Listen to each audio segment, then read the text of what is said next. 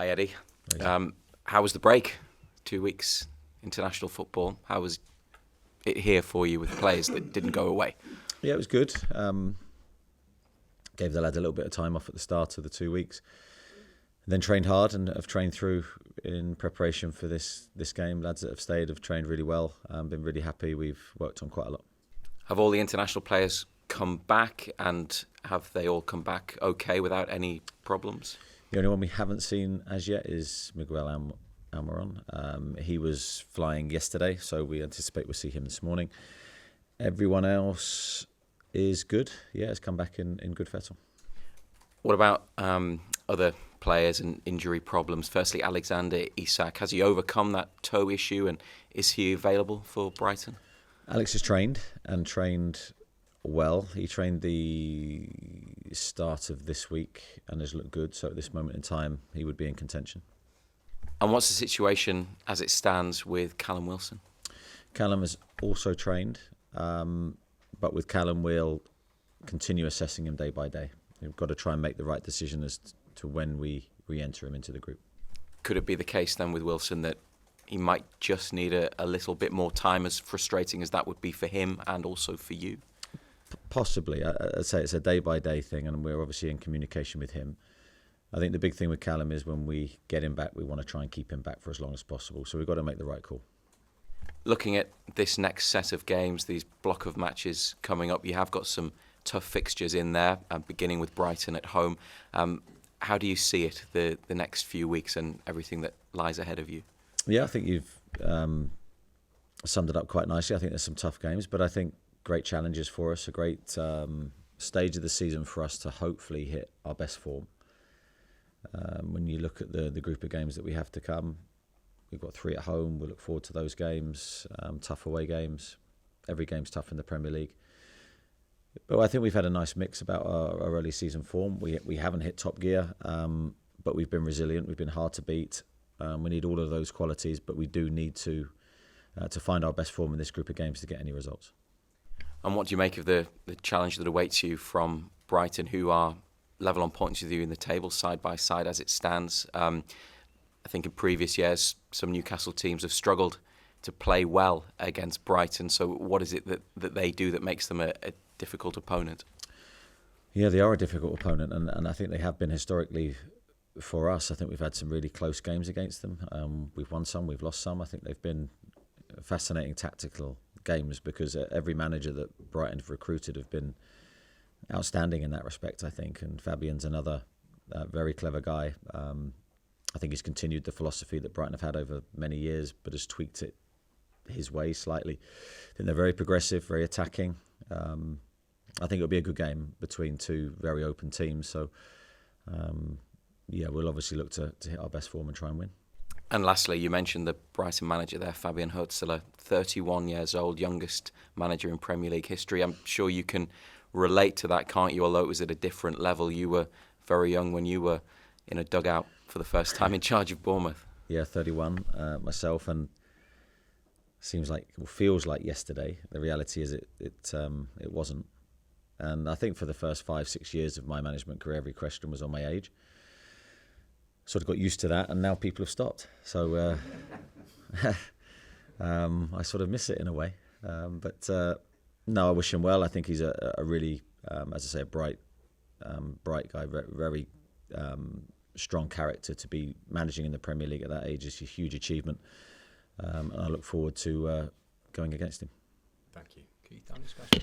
Hi Eddie, sorry to take you off of Newcastle, but we're asking all managers the last couple of days about the appointment of Thomas Tuchel as England manager. What's your view on that? Several things really. I think firstly, speaking about Thomas himself, I've got a relationship with Thomas. I was lucky enough and fortunate enough to go and see him work at Chelsea when I was out of work, and what a brilliant guy, what a great person, what a great coach. I had 2 days with him and thought he was fascinating, really enjoyed his company. So I really wish him well. I think he's a great appointment. I hope he leads England to many trophies. I have always said, and I've been very clear on this, whenever I've been asked, going back years and years, my preference would have been for an English coach. But if you are going to go foreign, go for one of the best, and I certainly think Thomas is that. The FA have said that 10 managers were interviewed. Were you one of those? No, I wasn't. No. Was there any contact at all from the FA? No. I guess to some that would be a surprise, because I think you were probably the outstanding young English manager. Does that bother you at all that you weren't spoken to? I know you've said a number of times that all eyes have been on Newcastle. You don't let your head kind of rise above that. Is it something you've been aware of? Is it something that has bothered you at all? Absolutely not. I think England have to do what is right for them, and only they will know the processes they've gone through and the decisions that they've made. And I'm certainly not the type of person that's going to analyse that. For me, it's about Newcastle. It's about trying to win games, and it is hard enough to do that if you're 100% focused, and I always remain that way to my work. But I know that if you drop your levels or your focus, the job becomes impossible. So at no stage have I allowed myself to do that.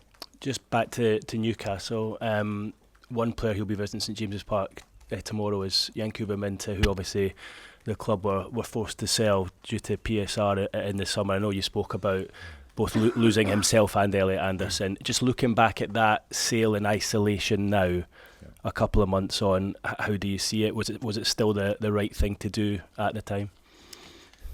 Yeah, in my opinion, it was absolutely the right thing to do, but it still hurts to have done it. We had no other option, and no matter what the narrative is in the future, regardless of how Elliot does and Yankuba does, it's still the right thing to do, in my opinion, for the benefit of Newcastle. We couldn't breach PSR, couldn't face a points deduction, and that the only two deals we had on the table at that time were the two deals that we did. So we didn't want to sell Yankuba at all. We believed in his potential, and everything about his profile fitted what we needed, but we had to make a decision based on finances. He obviously spent last season out on loan, but would the plan for him to have been involved with you this season? Yeah, it would have been, of course, if he was ours. We would have utilised his skill set and the attributes that he has, and we know tomorrow going against him we're going to have to defend very well because he's got standout qualities, pace, power, lovely left foot. So we're well aware of his strengths. Thanks, Eddie. Hi, Eddie. Hi. Just taking you back to when you were 31, what did you find the most challenging? Was it the constant questions about your age, or was it that kind of dynamic of dealing with more senior players? No, I think my situation was different to Fabian's. I think for me, I was sort of thrust into management almost reluctantly at that stage of my career. And I hadn't prepared for the role in the sense that I'd just started my coaching journey. I'd just started to get my mind around what coach I wanted to be, what style of football I wanted to play. I was just beginning to think that way.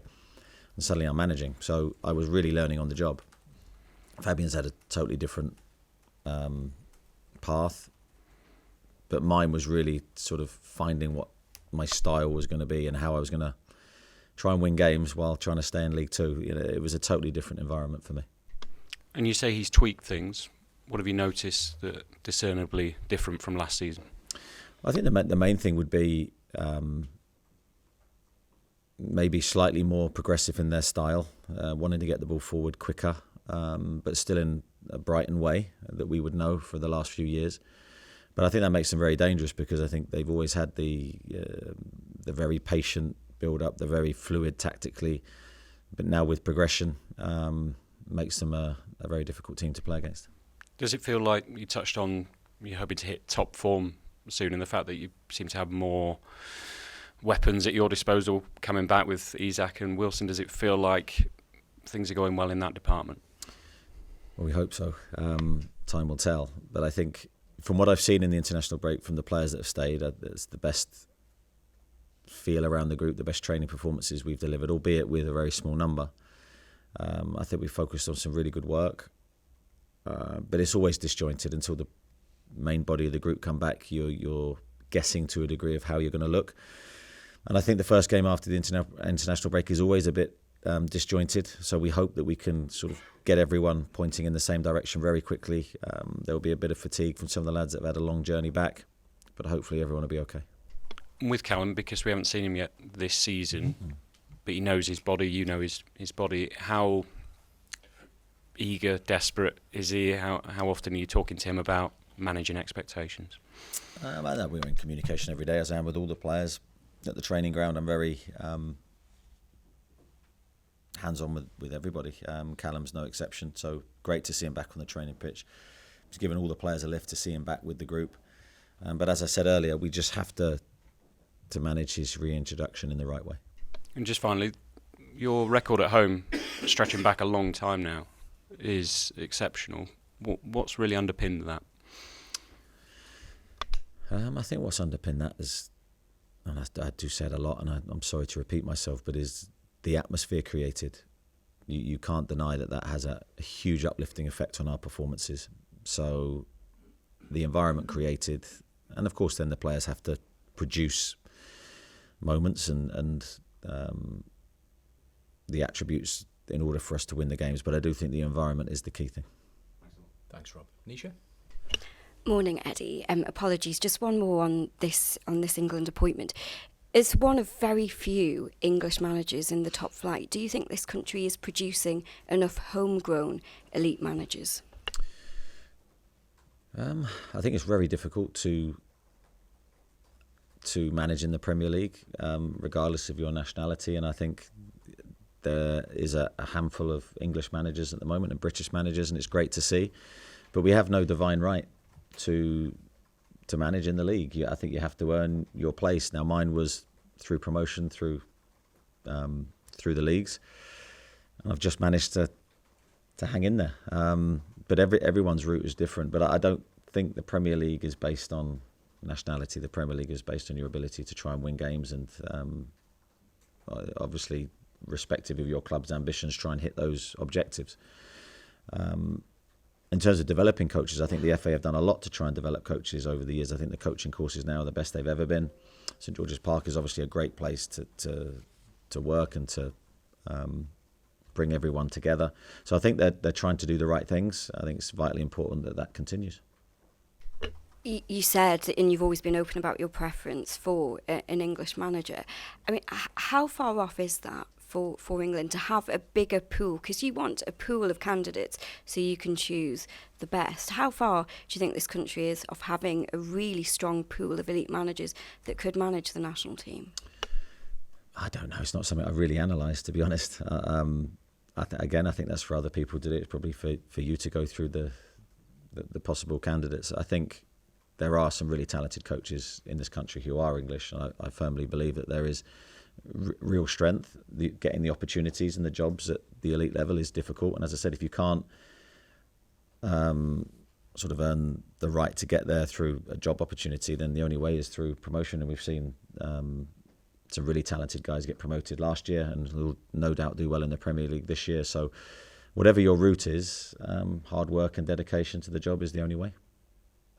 Back to Newcastle, you'll probably be relieved to hear that you talked about this difficult block of games. You mentioned that with Razor now. Yep. Does this squad rotation, monitoring of minutes, is that kind of starting now? I think we always try and make the right decision in terms of who's played what minutes, how everyone's feeling physically. The amount of data that we get on the well-being of the players now from every day is huge, as detailed as it's ever been.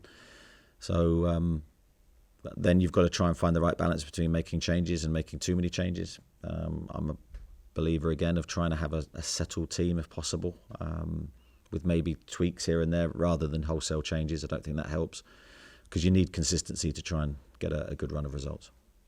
And just finally, an update on Miley, how he's getting on. Another player that has been back during the international break, looked really good. Looks like he's not been away, which I probably expected with Louis. He's that kind of lad, very consistent. Just been great to see him. He's a great player, and we're delighted to have him. But again, I've got to manage his reintroduction in the right way. Thanks, Nisha. I've got to Damien and then to Dominic. There's been a lot of speculation, obviously, about you in the England job. Is it a relief that that's all been put to bed now? Yeah, there's no one more pleased than me to see Thomas get the job, really, and take it, because it's just a distraction that, not that it distracts me, but it's just, you can see it's unsettling at times when certain things are said and written about. So I think the more that everyone can focus on Newcastle, which has always been my only concern, the better. When you've spoken a lot about how you love your job here and the day-to-day aspect of it. Is England something that would interest you in the future, somewhere down the line? Yeah, who knows? I've always said that you can never predict what's going to happen in management. You can never plan too far ahead. I certainly don't. I'm a sort of a day-to-day planner, while also acknowledging that Newcastle, I've always said, this has a future and we have to make sure we make the right decisions long-term. But the job takes so many twists and turns, you can't look too far ahead. I think that's negative, actually, if you do that. So in terms of my own career and what's 5-10 years ahead, I don't know. I've got no idea. But I'd never say that managing England isn't something I'd like to do maybe one day if given the opportunity. But my focus is Newcastle. Thanks, Damien. Tom Skerr? Morning, Eddie. You touched on Louis Miley. Obviously, when he got injured, he was a regular in the team, but now he's competing with the likes of Sandro Tonali, Joe Willock, Joe Linton, back from injury. So is he coming back in a different sort of environment to the one he left? He is, but I think he's coming back into a great environment, because I think coming back from the injury that he's had, and he's had a couple of injuries now, that's the best place for him to be, rather than going, right, he has to play, and he has to play when he's probably not ready to play. Because I think the reasons he's got the injury was because, or the injuries that he suffered, is probably because we had to push him too hard, because we had no alternative players to use during a really condensed period of football. So I think learning the lessons from that would be really important. As I say, reintroducing him at the right time, but he's got some outstanding players to compete against, which will only help Louis learn and develop anyway. So hopefully we can keep the majority of our strength in midfield. Kieran Trippier went off injured against Everton. Just how is he doing after the international break? Yeah, Kieran will miss out from this game. He's picked up a hamstring problem. We don't think it's necessarily too serious, but probably enough to keep him out for a few weeks. Thanks, Tom. Go across to Jordan, then Chris and Luke. Morning, Eddie. Just obviously Dan Burn goes up against his former club. Just reflecting on his sort of near 3 years at the club, has he surpassed expectations anyway in terms of his importance, not just on the pitch but off it as well? Yeah, I'd say so. And that's no slight on what we thought of Dan when he came in, but it's an absolute compliment to how well he's done. I think he's been incredible for us. You know, I knew Dan was a very good player, having played against him, not myself, but managed against him many times for Brighton, for various other teams. But I didn't realise quite how good he was until managing him, seeing his effectiveness. And I think the added bonus with Dan was always the Geordie perspective. The love for Newcastle just gave him an extra layer, really, that we wouldn't have got from any other player signing in that position. He's managed to keep his place in the team. He's managed to develop into a real leader for us, a really strong personality on and off the pitch. Can't speak highly enough of how he conducts himself. So I think he's been an outstanding signing for us. I think the suggestions are that he's out of contract at the end of the season, but I'm guessing obviously you'd be keen to see him stay much longer based on what you've said there.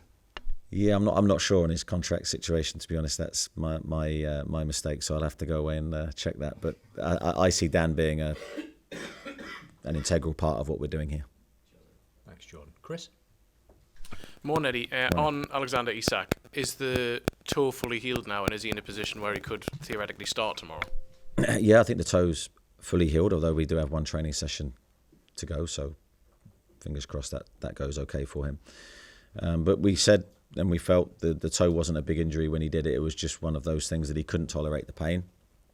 But now he feels in a lot better place. He's trained well, so yeah, fingers crossed.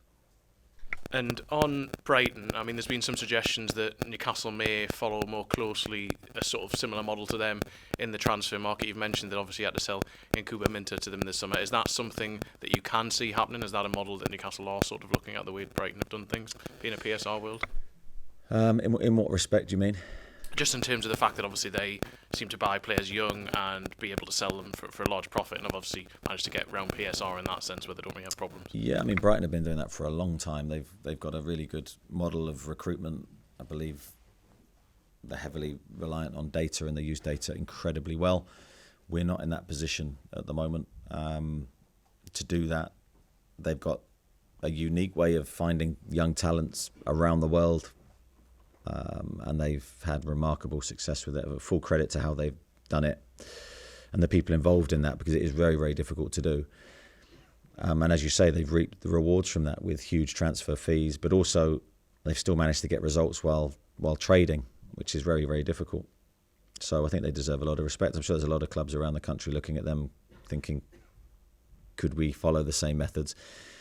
But you have to be careful before following any team, really. You have to have your own route, and ours will be unique to us. Thanks, Chris. Luke? It's interesting when you talk about your age. How does it feel to be almost 50? Something I'm in denial about, Luke, to be honest. Do you consider yourself to be a veteran now? Oh, don't. One extreme to the other. No, absolutely not. I consider myself in my prime, but I think I'd say that regardless of what age I am. Physical so you prime, saying you're obviously. in your prime? You're obviously not, are you? No, I'm obviously not, no. Not been a long time. On England, you gave them no real encouragement at all. We were there in Germany when your name was first linked with it. You were always very, very consistent in your message that you wanted to stay at Newcastle. There is a question. Absolutely, yeah, absolutely. I'm trying to find the question, but yeah, absolutely. I said in Germany right at the start when most of you were in the room when we had that interview, my focus was all on Newcastle. That never changed for 1 second. Where do you think? Can you see where you'll be in 5-10 years' time? Do you look that far ahead? Absolutely not. No, I hope I'm managing in sort of some ways, and then the other part of me will think maybe I'll not. I'll be doing something different. But you just don't know. I love the job. I sort of love the challenges that come with it, but it is draining and it is a huge sacrifice on your personal life. So there's always that balance that I'm sort of fighting internally. But as long as I continue to enjoy it and I feel my family's in a good place, then I'll happily carry on for as long as possible. Thanks, Luke. Lee Ryder, then Scott Wilson. Morning, Eddie. Just on the midfield, you've obviously got a lot of options in there, trying to get it down to 3 for a starting 11. But how are you going to keep those 6 or 7 players happy this season? Yeah, good question. You never quite know how that dynamic's going to work. I think for those guys, the competition for places is really, really healthy for them, although they will sometimes probably feel the frustration of that competition. All they have to do is, when the minute they take the pitch, is try and make a difference. Try and make a difference. Try and make me pick them for the next one. I think we saw a positive impact from both midfield substitutions against Everton. Sean Longstaff, Joe Willock came on and did really well and gave us an extra lift. And that's the beauty from our perspective, that you get not just good players starting the game, but players that can hopefully come on and influence the result positively for you at the end of the game. We love all the players involved. Some of them have had different runs of form. We will get injuries, I'm sure, and suspensions, so we're going to need that strength throughout the season. Just going back to sort of Dan Burn, Sean Longstaff. I know you said you're not sure on the contracts, but let's assume that they are going to expire soon. Do you want them to be here in the next sort of few years? Yeah, as I said with Dan, I think Dan's contract is maybe not as clear as I thought, but I haven't got a definitive answer in my brain. I think with any player that's out of contract, it's all individual. I don't think I could collectively say one way or the other. I think you have to look at the individual, and then you have to break down lots of various aspects. It's never a clear, do you want them to stay or not, especially not in the modern world that we're in now with PSR, and trying to navigate our way through that can be very, very difficult. And sometimes that can, as we saw with Yankuba and Elliott, that can make a decision go away from the football side to a financial side, and that's really sad from my perspective, but that's the reality we're in. And that will, of course, influence our decisions as we go through this year. Just on the sort of English managers, I was a bit surprised when I looked back that I think Harry Redknapp was one of the last English managers to win a trophy, Steve McLaren. I know obviously you're desperate to try and change that, but I mean, is that something that will have to change in the eyes of the FA if they are going to look sort of beyond an overseas coach? Yeah, to a point, but I do think you have to look at the clubs being managed by English managers to sort of make that direct comparison, really. I think it's a dangerous thing just to look at the trophies won, because then you have to look at the clubs that are being managed by English managers. And of course, if you're different clubs, you've got a higher percentage of winning, and I don't think there's been that many English managers in charge of those clubs. So I just think the development of English managers is key. The coaching courses, the infrastructure to help people get on that path it has improved. It probably still more to do, because it is something I'm passionate about. Thanks, Lee. Scott? Just, Eddie, when you answered Damien's question, you kind of said that it'd be, it's quite nice now that the England thing's put to bed, you don't have to worry about it. I mean, it has been a season where right from the start of the summer, really, there's been a lot of external noise, lots of stuff going on. I mean, I know you'll say internally, you remain very focused, I understand that, but would it be nice if there wasn't, as much kind of external chatter in the rest of the season as there probably has been up to this point? Yeah, absolutely. From my perspective, I'd love it if you guys could tighten down. Let's just talk about Newcastle. Yeah. I don't think the issue or the distraction is ever for me. It's more the only people I really concern me is the players. So they read, no doubt, they will read stuff and hear stuff, and it's what effect it has on them. For me, I know my own work ethic and standards, and I know that it takes a lot to move me from anything that I'm focused on. So it's more the players that are always the concern. And I know it seems like we ask you this constantly, but again, Sven Botman has been posting kind of semi-positive updates of his training and stuff. I mean, is there any chance we see him before the next international break in November, or are we looking beyond that? No, we're looking beyond that. Right. But he's hitting the right strength markers. He's looking really good. We haven't seen him in training yet. When we probably won't see him until after the next international break. But he is closing in. It is a long road. I know everyone wants sort of news. Yeah. And we want him back. He wants to be back, but it's got to be at the right time again. But the reality is we're probably looking more towards Christmas time. Cheers. Right to Craig and then to Martin.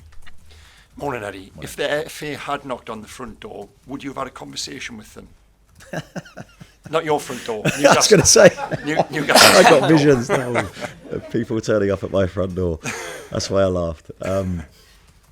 Hypothetical questions are very, very dangerous to answer, and it always seems to come from you, Craig. So I'll talk to anybody who knocks on my front door, but not in the respect of entering conversations about leaving Newcastle. Was there an English candidate out there? You said you would have preferred an English candidate. Yeah. Do you think there was one out there? Yes, of course there was candidates, but I'm not going to critique the FA's decision. I think their decision is down to them, and they know a lot more than I know. So they will have all the information, and I don't think it's for me to judge that decision. But of course there was people out there, and people who I think are very, very good, who are English and available. But I'm sure the FA did their work on that, and they've come to their decision. Thank you. Martin Hardy? Hi, Eddie. Is the England job still the ultimate job for English coaches? I think if you're looking to get into international football and you've got that passion for international football, absolutely yes. But I think if you're, I think it depends on your viewpoint. If you're looking domestically and you love the day-to-day aspect of the job, and then obviously you'll have a different answer. So I think it depends on your viewpoint. For me, as a kid, I loved World Cups. I loved European Championships. I was obsessed with England trying to win something, and I really do hope that Thomas is able to do that for the country. And as you say, the game changes day by day, but there is a perception that one day you will be the head coach of England. Do you see that? Do you feel that? And is that an additional pressure on you? No, I don't visualise that. I genuinely think about Newcastle and trying to lift the trophy here would be my goal, and I immerse myself with what I'm in currently. So no other thoughts have entered my head. I can't remember the second point. Do you feel that as an additional pressure that people see your career path one day leading to it? No, I don't see that. I don't take on that feeling. I just try to do the best I can. And how much work is there still to do at Newcastle? How much work? Is it? God, loads. Starting as soon as I exit this room. It never stops. So we've got a huge amount to do. Thanks, Martin. Go to Louise and then Mark. Hi, Eddie. Hi. If you ever decided one day, yes, I will walk away, it's too much sacrifice on my personal life, etc., what would you do? What do you envisage yourself as doing? Well, I had this thought after I left Bournemouth, and I thought, right, what am I going to do? And loads of different things came into my head, and I thought, right, let's see if I can actually do something else, something useful. And I didn't come up with much. I hit a bit of a blank, to be honest. So I ended up swinging quite quickly. I think it was about a few days back to football again. So, would you ever consider taking a sabbatical like Pep did? You know, he went to New York for a year and obviously travelled around. Has that ever crossed your mind? Would that be? It's crossed my mind. Yeah, it crosses my mind quite a lot because I think when you're so intensely working, you sort of often go to the extreme the other way. No, I don't think. I sort of had my break and I loved it and enjoyed it, and I felt I needed it. But I think now I'm full steam into the intensity of work and enjoying it. I don't think travelling is really up there for me. I think my family is everything, so it's time with them if I'm not working. Thank you. Thanks, Louise. Mark Douglas. Eddie, you mentioned earlier about Yankuba. You would have utilised his skill set. Are you surprised he's been a starter for Brighton and he's come that far that quickly? No, I wouldn't say I'm massively surprised. I watched him a lot last year. I thought he did very well. The challenge always when you come to the Premier League is it's different. The intensity, the physical nature of the Premier League can often be a shock to players, especially the younger ones. But I think he's dealt with that really well, and you can see from his early games that he looks super fit. He looks really confident and looks at home in the environment that he's in. So full credit to him. And finally, you mentioned, I think, that after the last international break, it was quite difficult to get some of those players back to speed because they've been a long way. Is that something you envisage will be as much of a problem now, or will it be less because you're further into the season? Hopefully less of an issue. I think the players that have come back, we got the England guys back early, so that helps. It wasn't like they were coming back yesterday or today. So the earlier, of course, you can get them back, the more work you can get into them. So, but I think Bruno arrived back yesterday, and his is always a challenge. Miggy, they're always a challenge because the distance they have to travel. So they're the guys that probably need the biggest help. Thanks. Gary at the back. Morning, Eddie. Morning. Just a quick one on Anthony Gordon. Obviously, the last game, yeah, there was the penalty. He went away with England, played the first game, was left out of the second game. Have you had to kind of put an arm around him this week? Has that affected his confidence in any way, or have you seen no difference in him at all? No, as I said, Anthony was one of the players that we got back early. He had 2 really good days of training with us. No, I've seen no ill effects from Anthony. He is very resolute, very strong. Doesn't give a lot away in terms of necessarily how he feels. I think he's got that ability to move on quite quickly, which is a real strength. He's a really important player for us. We hope we can continue to build on the momentum. When you look back to the Manchester City game, I thought he was outstanding playing as a central striker. I thought he did well at Everton. So no issues in terms of his form for us. Thanks, Gary. Simon? Hi, Eddie. Just interested in what you said to Luke about the pressures of the job and the toll it can take on you.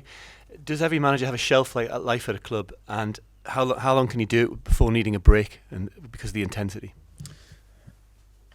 That's an interesting question because I think there probably is a shelf life for every person at a club, but I think it's unique to them and the club. I don't think you can put a time on it to say, well, that's your length of time and you're done. I think you look at Sir Alex Ferguson, went on and on and on and managed to reinvent himself very cleverly over a long period of time, but it had the internal resilience and motivation to just keep going. Everyone's different. I don't think you can put a label on it, but I think sometimes you have a feeling within you that you sort of can get to the point where you go, I think my time here is done. I certainly don't feel that for myself yet, and I hope I don't for a long time. Okay, thank you everyone. Just a point of clarity on a question earlier, Dan Burn is under contract next season. Okay. Thank you. Thank you. Hope that helps. Thank you. Cheers.